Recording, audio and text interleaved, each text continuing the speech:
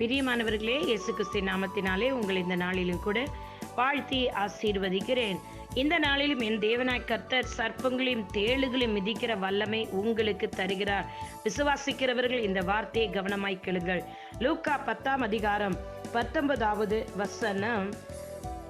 இதோ சர்ப்பங்களையும் தேள்களையும் மிதிக்கவும் சத்துருவினுடைய சகல வல்லமையை மேற்கொள்ளவும் உங்களுக்கு அதிகாரம் கொடுக்கிறேன். ஒன்றும் உங்களை சேதப்படுத்த மாட்டாது.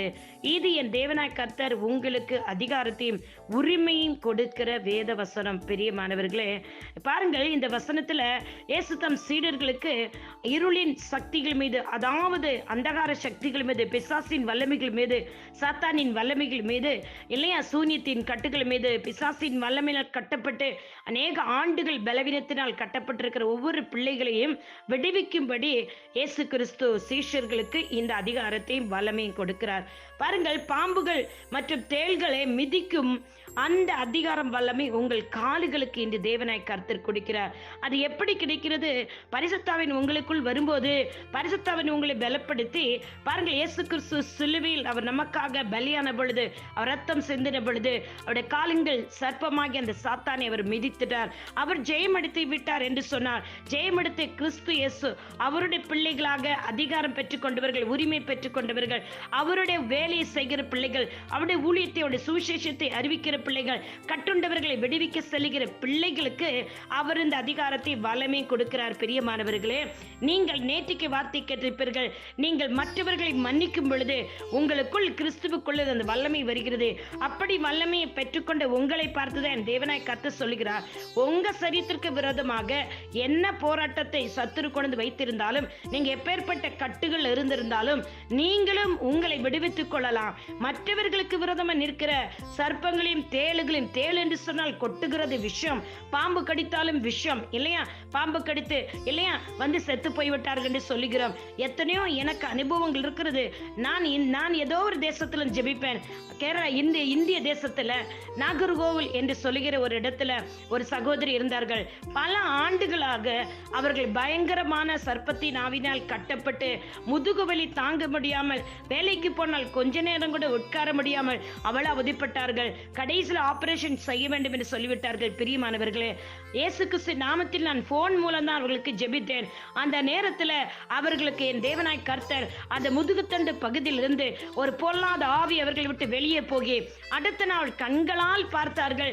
இது பிரியமானவர்களே நடந்த சம்பவம்.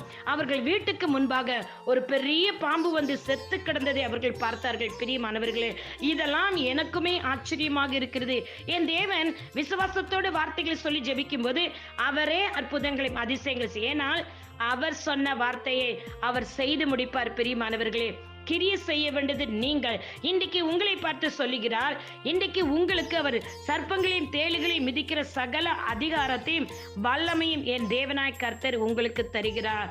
நீங்கள் ஆவிக்குரிய வாழ்க்கையில் வளரும்படி, ஆவிக்குரிய பலனை பெற்றுக்கொள்ளும்படி இன்றைக்கு இந்த வார்த்தை உங்களை உற்சாகப்படுத்தட்டும்.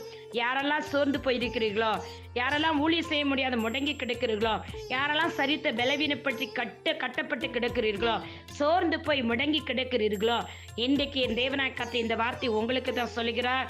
இதோ உன்னை பார்த்து சொல்லுகிறார், சர்ப்பங்களையும் தேளுகளையும் மிதிக்கிற சகல அதிகாரத்தையும் வல்லமையும் உனக்கு கொடுத்தேன் என்று அவர் சொல்லுகிறார். ஏனென்றால் என் தேவனாகிய கர்த்தர் அதிகாரம் கொடுக்கிறார்.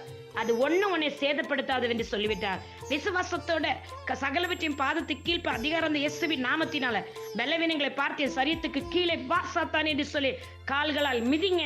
நீங்க ரியாக்ஷன் செய்யும்போது அவைகள் எல்லாம் பரலோகத்தின் கட்டவிழ்க்கப்பட்டு விடுதல் நீங்கள் பெற்றுக்கொள்வீர்கள். பெரியமானவர்களே, விசுவாசிக்கிறவர்களை பாக்கியவது இயேசு கிறிஸ்துவின் நாமத்தினால பிதாவே, இந்த நாளிலும் இந்த வார்த்தையை கேட்கிற ஒவ்வொரு சகோதரிய பிள்ளைகளுடைய வாழ்க்கையில் அற்புதம் நடக்கட்டும், அதிசயம் நடக்கட்டும்.